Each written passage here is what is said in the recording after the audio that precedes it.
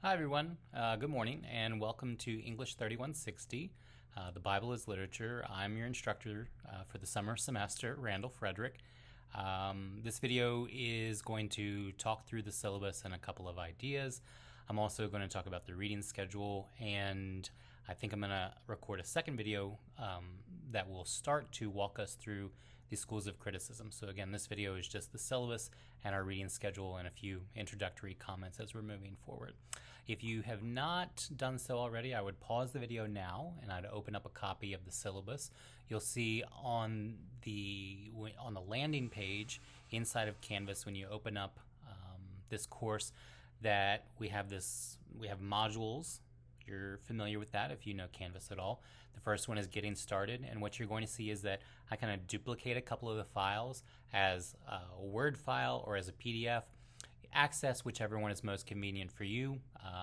I find that while I'm writing them, the Word file is more convenient for me, but when I'm kind of just skimming through it, the PDF is more universally acceptable for me.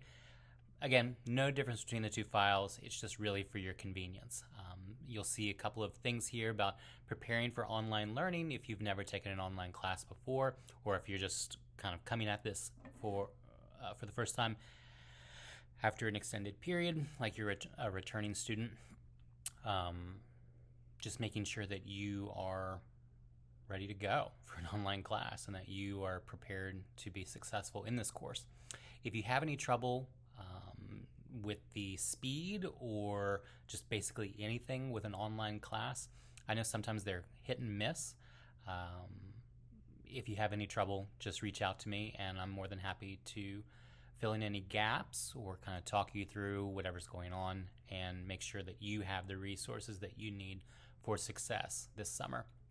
You'll see a quiz here about are you ready to learn online, and then you will see the university calendar, which will be reflected in our schedule as well. And then you see those multiple files of the syllabus, the reading schedule, and then a plagiarism overview, which you will want to touch on. Okay, see the course description here in the syllabus. You'll see some required textbooks and supplies. The only required textbooks are going to be this one, Exploring the Bible, by Stephen Harris, and then of course a copy of the Bible. You'll see here that I make a note that I'd like you to have a copy of a study Bible. Not all study Bibles are the same. They're not all of equal value or substance. They don't offer you the same comments. Look, I'm just going to tell you straight up. I've got a really large religious collection. I've got a large collection of Bibles, and so some of them are on my shelf because they are more devotional in nature, and some of them I collect because the footnotes are really good, and then some of them I just think are so amazing as study Bibles, and the Oxford Study Bible is one of those that I would kind of put at the top of the list, particularly for a course like this.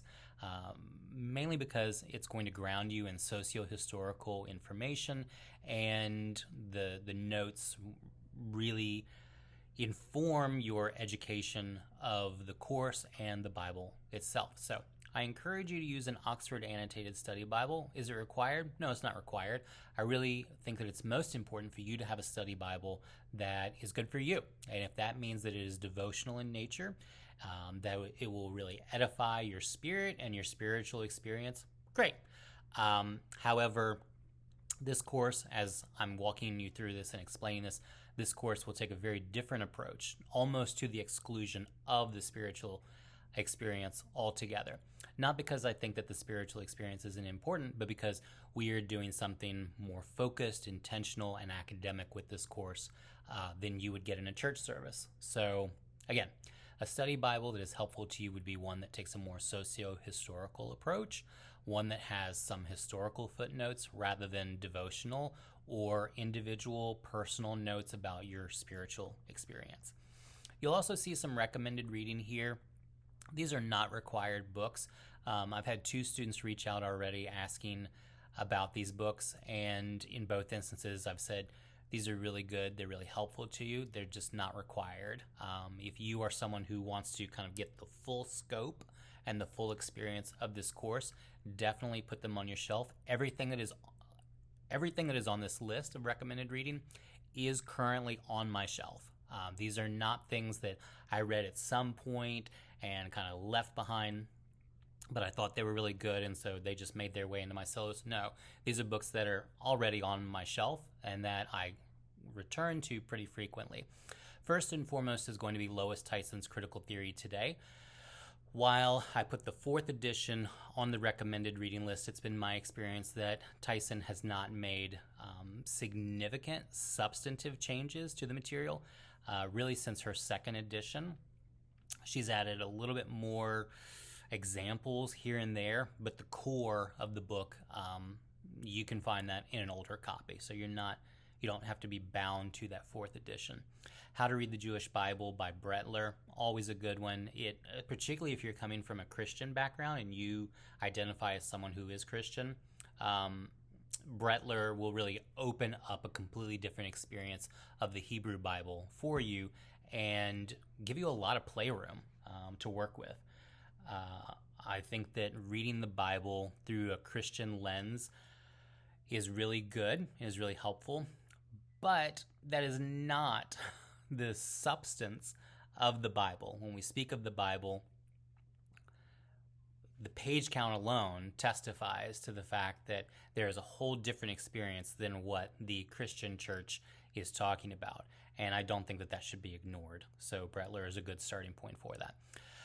The New Testament in Its World by Wright and Bird. N.T. Wright, if you know anything about religious studies, N.T. Wright is like right up there, probably one of the top 4 living theologians in 2025. He is still alive. Michael Bird is, I think, really piggybacking off of a lot of Wright's work, but Wright is like one of the top 4 theologians alive right now. History of Christianity in the United States, anything by Mark Knoll. He is a historical theologian, puts things, particularly in the North American continent, puts things in context and kind of walks you through that. And then, a couple of other books here, including A History of Christian Thought and The Lost Art of Scripture by Karen Armstrong. Course goals here, again, to introduce you to representative works of literature. The Bible is one of those works of literature in their historical and cultural context. To develop a close reading, writing, and critical thinking skills through the study of literature, again, of the Bible, and to demonstrate those skills through a variety of assignments. So let's get going on that. You'll see some course requirements. I'm now a couple of pages deep on page 3. Some course requirements. There are 4 areas to think about: attendance and participation.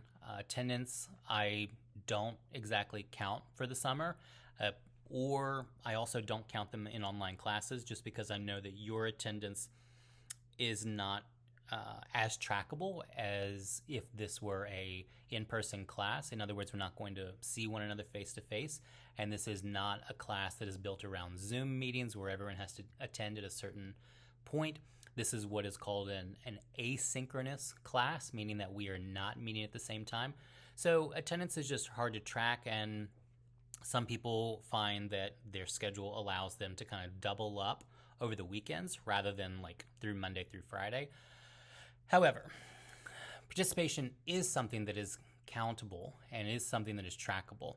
And if you are participating in the weekly discussions, if you are checking in, if you're doing the quizzes, in other words, if you are responding in a timely way before or by the deadlines of assignments, if you're participating in those weekly discussions as it is convenient for your schedule throughout the week, participation should be a slam dunk for you. No problems there. Reading response quizzes, you should expect at least 1 quiz each week. You only have 1 quiz this week, and you currently only have 1 quiz for week 2. I don't plan to add another one to week 2, but we're going to kind of see what happens with these first 2 quizzes before we reassess on that. You should expect a reading response quiz each week. Those are more reflective and critical, analytical in nature. In the weekly discussions, what you're going to find is questions directly out of the textbook that have been reworded for you in such a way to kind of get you to think through what you just would have read in the weekly readings. And again, the reading response is going to kind of get you to think beyond just reading and then regurgitating what you just read. It's going to get you to kind of process what you just read. You'll see that there are 2 literary analysis papers. We're going to hear more about that probably next week, where I'm going to lay out the details of what those analysis papers are going to look like for you. I can tell you right now, you can probably expect a couple of pages on that literary analysis paper. It should not be overwhelming to you to hit the 7 to 10 page mark, particularly when you see what I'm asking you to do in those. I know that it sounds like a lot. Students in my 100, 200, and even 300 level courses will say that seeing the page counts in the syllabus, it's not how it functions once we kind of get into it, and that it works in their favor. The page count works in their favor. So don't feel overwhelmed right now. I know that if I were to see that in a syllabus, I would think, oh my gosh, that is like so much to do in such a short amount of time. I hear that. I would feel that myself. But again, give me an opportunity to kind of talk you through those assignments starting next week, and then you'll get a better read on it. More or less what you can expect with the essays is that I'm going to ask you to break down a chapter or a passage of material and get you to analyze it in some way. It will be open. You'll have a list of topics that you can pick from. And yeah, you're just going to analyze it in light of the literary theories and the schools of literary criticism that we will be talking about in the next video. And then finally, we're going to get to your final exam, which is going to be comprehensive. If you peeked early at some of the material in the course before it was hidden, you would have seen what I was thinking with the comprehensive final. It's a copy of the final from last summer. I think that I'd like to go in and maybe revisit some of those questions. So before I release that and make that final exam and the final exam study guide available to you, I want to have a chance to go back and look through that material as well. But you can expect a comprehensive final at the end of the semester, at the end of the summer session. So be aware that that is on the horizon for you. If you have any questions about any of this, by all means, please reach out to me through either our weekly discussion forums or through email, and I'll be happy to try and clarify as best as possible. I prefer to use our weekly discussion forums, not the chapter discussions, but the weekly Q&A. I prefer to use that so that we can all be on the same page at the same time, rather than me answering the same question 16 times with 16 different people who are asking more or less all the same question. I would prefer to use the weekly discussions so that just like if we were in a face-to-face class, one person asks it and then all of us can benefit from whatever it is that I'm going to respond. And if I'm unclear on something, then someone else can follow that question up and go, wait, you said this in print and then you said this in response to the question. What do you mean between those 2 points? So I prefer to keep myself accountable in that way, and I hope you keep me accountable over the next several weeks. Sidebar. Recently had a baby, or I should say my wife recently had a baby, and if you hear any crying in the background, or if it seems like the video kind of stops short, it's because I have to attend to the baby. I'll upload a second part to this video if I have to stop it. You'll see some questions here like, do we have to use MLA style for the essays? Yeah, you do. Do you have to use it for the discussions? No, obviously not. Do you have to use it for the quizzes? I would prefer that you try to use it for the quizzes, but it's kind of a hit or miss on that one. I'm really more focused on using MLA for the essays than I am for any of the other assignments. With the essays, 7 to 10 pages, wow, that feels like a lot. Well, not really for a 300 level course, which is what this course is. But again, we'll talk about the essays more as we're going forward. And which style manual should you use? Well, this is a humanities course, so MLA is the preferred style. If you are someone who is going to be pursuing religious studies, it may be better for you to look at something like the Society of Biblical Literature and their style manual. If you are someone who has intentions to work in publishing or to work in a more professional way with your research, I would just encourage you to move towards Chicago style. MLA, I love it. It's something that I use and have been using now for the majority of my life. I have found professionally, academically, and scholastically, Chicago and the Society of Biblical Literature manuals are for the best. If it is religious in nature, you just need to get on board and get conversant with the SBL manual. But again, I leave that up to you. MLA preferred. Chicago would be a very tight second. And then if you have intentions to work in religious studies, I would say we probably need to get you conversant in the SBL style manual. Yeah. Okay. I'm scrolling through student learning outcomes, teacher contract. I will get to know you as best as possible. I know this is a rushed thing. If you've taken summer classes before, they are a bit crunched and rushed.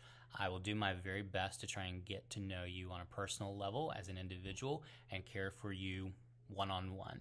I will try to address your personal interests during the semester if you make those known to me through the discussions, or if we talk over the phone or through Zoom or Google Meet or whatever it may be.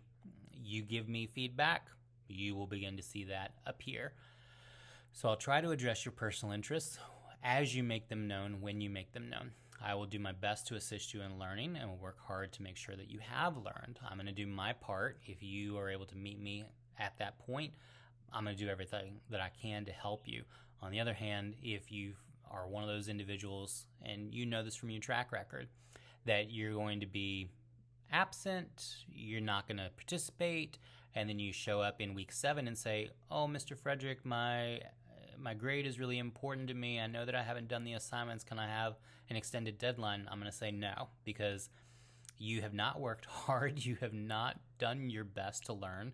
And I don't feel as though it's my responsibility to do my part and then also do your part as well.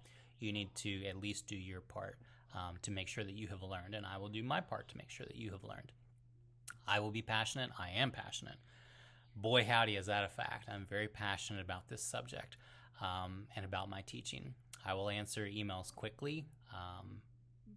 The only pause on that one, the only thing that gives me hesitation on answering the emails quickly is that because it's an online class, students often think that I just sit around on the computer 24/7 and I respond to you at 2 in the morning or 4 in the morning, and I do not do that. Particularly because, like I said, my wife and I have a baby in the house now, and so our sleep schedules are still not in sync with one another. So I'll do my best to respond to emails quickly as I can. That may be a few hours after you email, but I'll do my best to respond to you as soon as possible.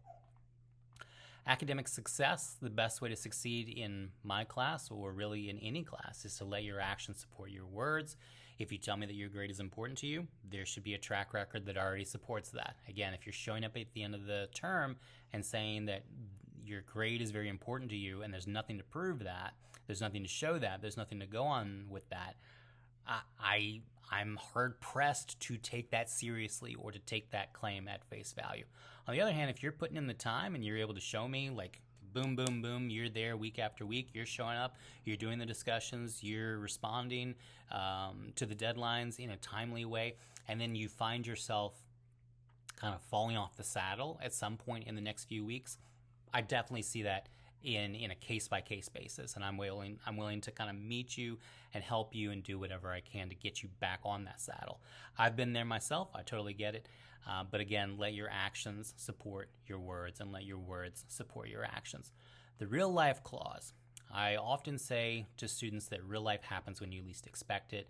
So all of you, everyone in this class, you are able to invoke the real life clause once this semester for a 48-hour hold on whatever the assignment is. Again, this only applies one time because we're here for 8 weeks. So if you have something that is going on that is a personal crisis, no judgment.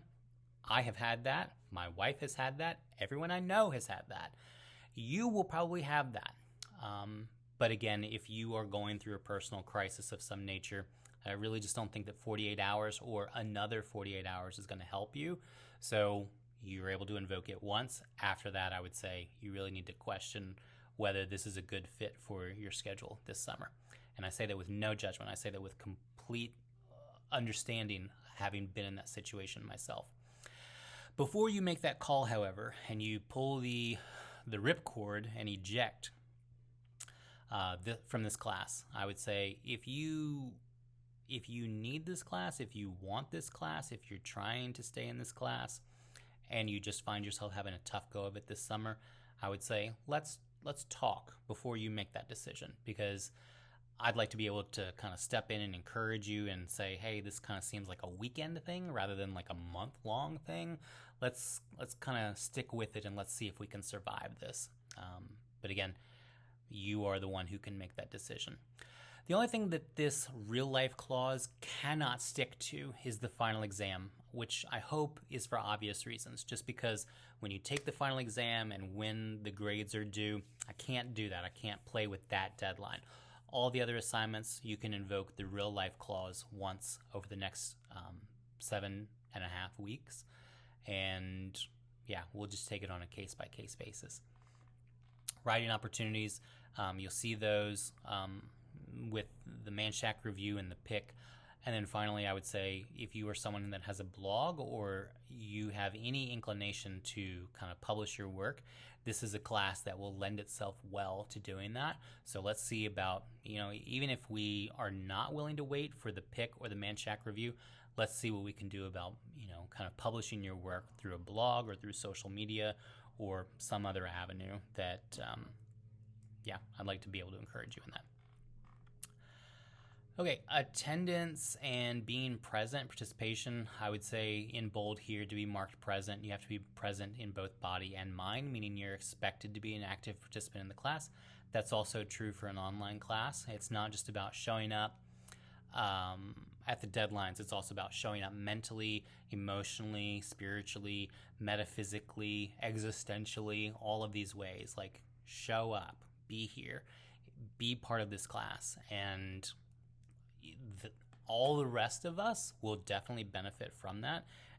You being chief among them will benefit from that. Late assignments, discussion of AI policy. In a nutshell, I'm one of those old people who lived in the before times. I was alive before the internet became a big thing. I was alive before social media became a big thing, and I was alive before AI is a big thing. And I've seen the impact of all of these.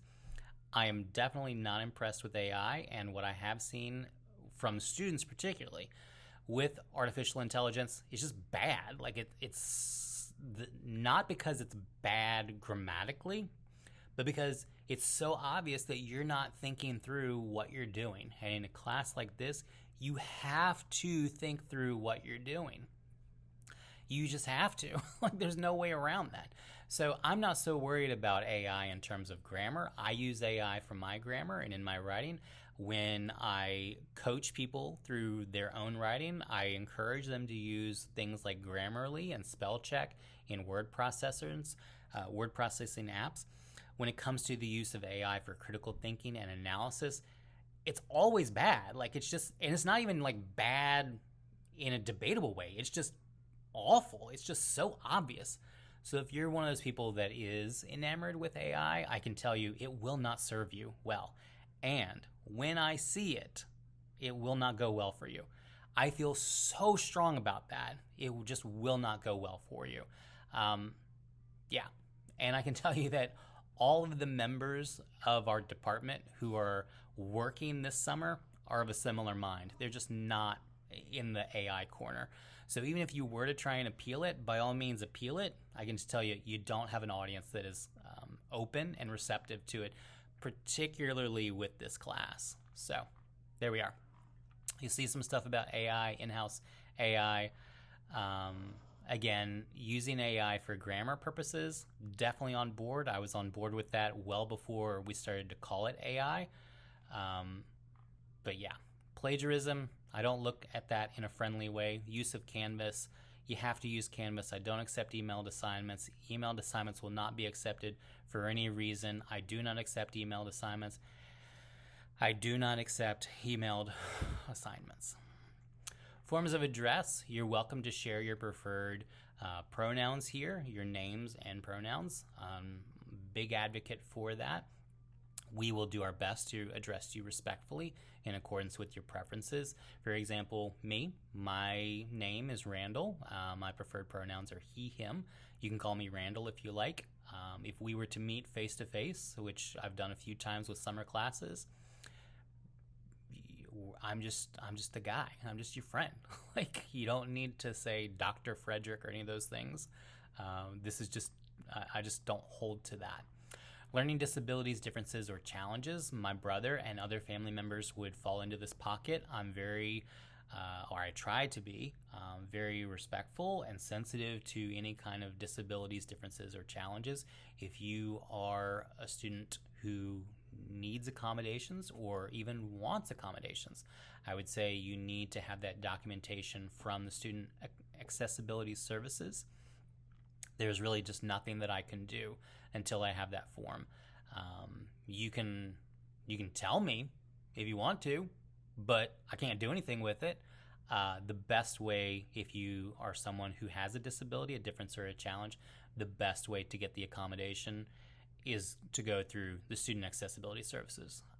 And again, I cannot give you any slack. I can't do anything until I have that letter of accommodation from their office. So please be aware of that. Okay, you see an outline of material. You see this first week we're trying to get situated, and we are going to review the syllabus. We're going to talk about literary criticism. You have a quiz. That's kind of it. We're going to get into Harris's book starting next week. You're going to see the readings for that. You'll see that we have scheduled 2 quizzes. Again, we only have 1 quiz on the books for week 2. We're going to kind of see, once we get through this first week, we're going to see if we need to bring quiz 3 on board, and then we're going to go from there. In week 4, which is not that far away, you're going to have your first literary analysis paper due. Again, we will be talking about that moving into that assignment. You'll see some material begin to appear for that, and a video where I kind of talk you through what I'm looking for in that. Yeah. Reading schedule. Yeah, you got this. Okay, I'm going to go ahead and end this video here. Again, if you have any questions, please drop that in our weekly Q&A, and I'll be happy to try and clarify. I'm going to end this video here, and then I'm going to pick up with literary criticism in the next video.